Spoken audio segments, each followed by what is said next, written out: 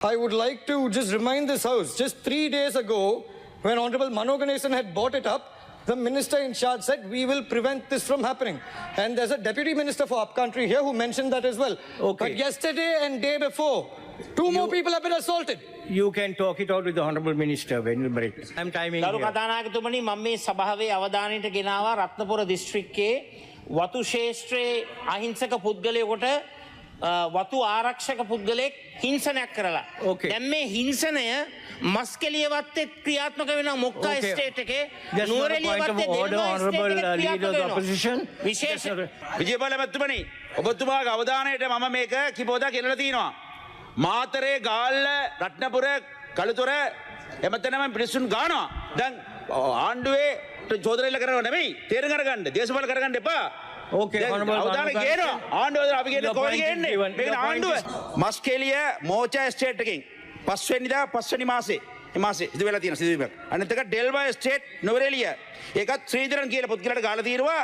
මෝචා state එකේ සිවකුමාර ගාලා තියෙනවා. එතන වත්තේ මැනේජර් ගාලා තියෙන එක්කෙනෙකුට අනිත් එක්කෙනෙක් ෆීල්ඩ් ඔෆිසර් ගාලා තියෙනවා.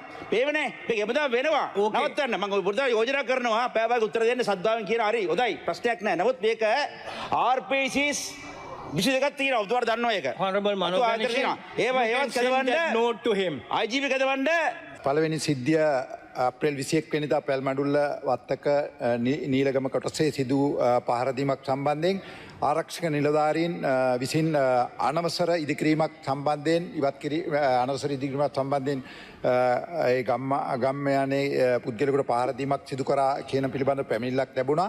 ඒ සම්බන්ධයෙන් ආරක්ෂක නිලධාරීන් 11 දෙනෙකු අත්අඩංගුවටගෙන අධිකරණයට ඉදිරිපත් කරලා තියෙනවා. මේ පිළිබඳව පොලිසිය ක්‍රියාමාර්ග අරන් තියෙනවා. ඒ අතරතුර ඊයේ රාත්‍රියේ මොකාවත්ත වත්තේදී මැනේජර් විසින් තමන්ගේ විශේෂයෙන් ආහාර පිසින වඩිරාමන් සිවකුමාර් නැමැත්තාට කනට ප්‍රහාරයක් එල්ල කරලා තියෙනවා. ඔහු අද උදේ 9ට අත්අඩංගුවට අරන් තියෙනවා. ඊයේ රාත්‍රියේ 12:00ට විතර ඒත් නුවරඑළිය මස්කෙලිය උඩුපුස්සල්ලාව ඩෙල්ටා වත්යායේ උපවතු අධිකාරි විසින් වතු කම්කරුවෙකු වන ශ්‍රීධරන් මහතාට පහරදීමක් කරලා තියෙනවා. මේ වෙනකොට අද උදෑසන ඔහු අත්අඩංගුවට ගත්තා. ඒ හින්දා ගරු නියෝජ්‍ය කතානායකතුමනි මේ කිසිදු පහරදීමක් අපි අනුමත කරන්නේ නැහැ. වගේම නීතිය කාට වුණත් අපි සමානයි කියලා කියනවා.